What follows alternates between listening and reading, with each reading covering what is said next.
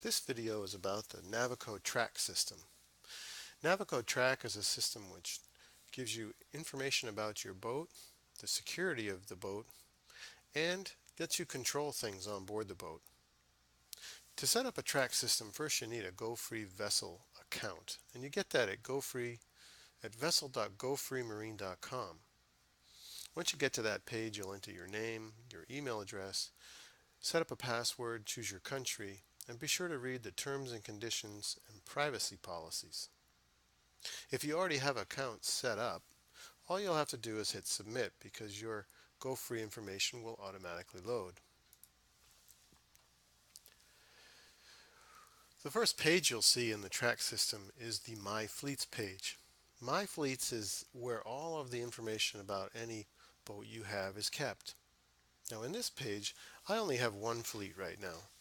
I set up a fleet called Learning About Track. If I wanted to add a boat to this fleet, I'd click on the Add New. If I wanted to add a new fleet, I'd click on the Add Fleet button over here. If there was a vessel that I wanted access to that I knew was in the track system, I could hit Request Vessel Access. To add a new fleet, you'll simply add the name and the contact information about the fleet owner, and you're able to choose an image for that fleet right out of your computer.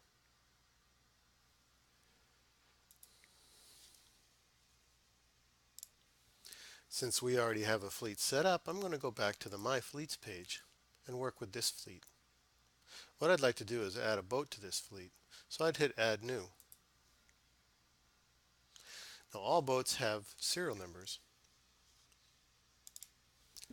That's the number that's on the ESN, or it's called the ESN number, which is on the track unit itself.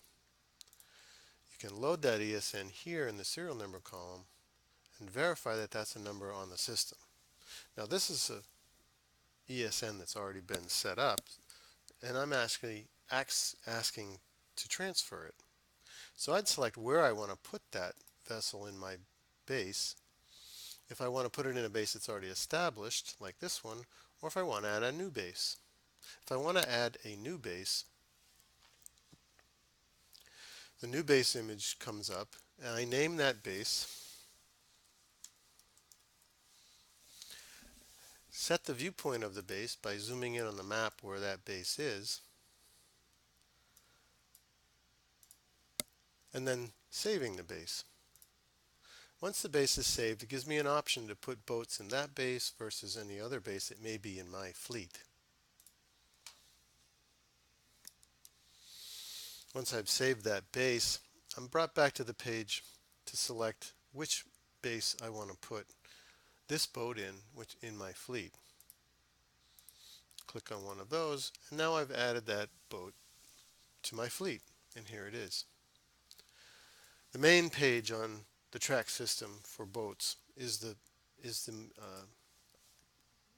gotten to through the vessel list. So if I had multiple boats, I would see a number of boats here, and I'd be able to click on the one that I wanted to enter. This page is called the dashboard. This is the main page for track. The main elements of this page are really the header up here where there's information like getting to the My Fleets page. These choices over here on the sidebar stay up all the time.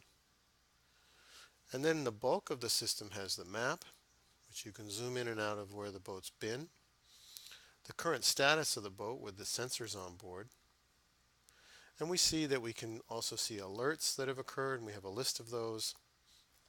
We can create replays of trips we've made in the past. We can load images from our phone or from the computer to this My Fleets page and to this dashboard. We can add documents such as work orders or any other document that might be associated with the boat. We can turn on and off the security system with a quick button on this page. Now you'll also notice that in this page there are big green boxes that come over certain areas. These are features that are considered part of the HD system. The HD system is a data plan which provides more data into the track system. So that includes these full vessel alert list, the trip replay function, the media gallery, and adding documents. Upgrading from the SD plan, which is the standard plan, to the HD plan is done through the configuration button. So I'll go ahead and update this boat to HD. You'll see that this is set up already because I've already entered this boat. This is the vessel information, the name and the type of boat, the engine information, the name and the type of engine and the model numbers, the sensors which I'd already installed in the boat, whether they're on or off, and whether I want them in my security system alerts or not. We also have outputs, which can be named any name. By continuing through that, I get to the communications page. This is where I choose a Wi-Fi plan, a cellular plan, or a satellite plan. Cellular has an SD and an HD option, as does Wi-Fi and satellite. Once I make my choices, I continue, and that'll take me to the My Billings page. I'll go ahead and enter the billing information for this and go back to the dashboard. After I've turned on the HD plan, those big green boxes go away and these features are now fully available to me. This dashboard can be customized for your boat. First thing you would do is put in a new image of your boat. Choose an image from your computer, upload an image from your phone. Either way, you can put an image in on this boat. That image will be able to let you associate this dashboard with that specific boat. The vessel status will show green when these are all in good condition and red when there's an alert condition. You can click on any one of these and a pop-up will show you what the current status of that sensor is. The switches give you the ability to turn on and off circuits on board your boat. Now I've named those circuits cockpit lights, HVAC, and cockpit refrigerator. I turn them on by selecting on, and if I want to turn on multiple at the same time, I can. All I have to do now is click on activate the switch, and an SMS is sent to the boat, and those circuits will be turned on. Any alerts that have occurred will go here in this list. Since this is a new boat, there are no alerts, but there normally would be multiple items in this list.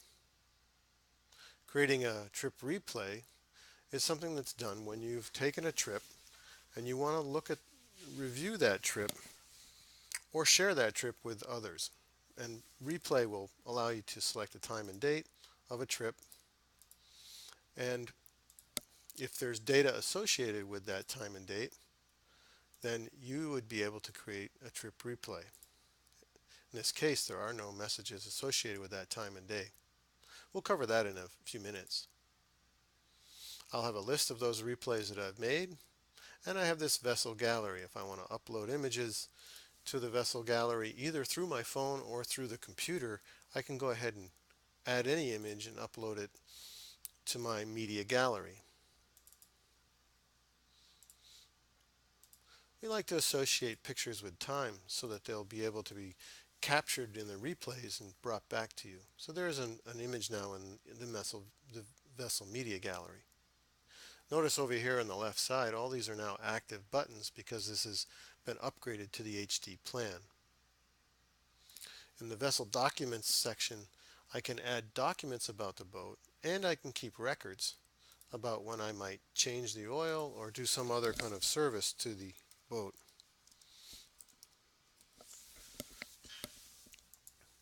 Again, associate a date with the time and go ahead and add the record. And then you can always come back to your dashboard with the vessel dashboard button.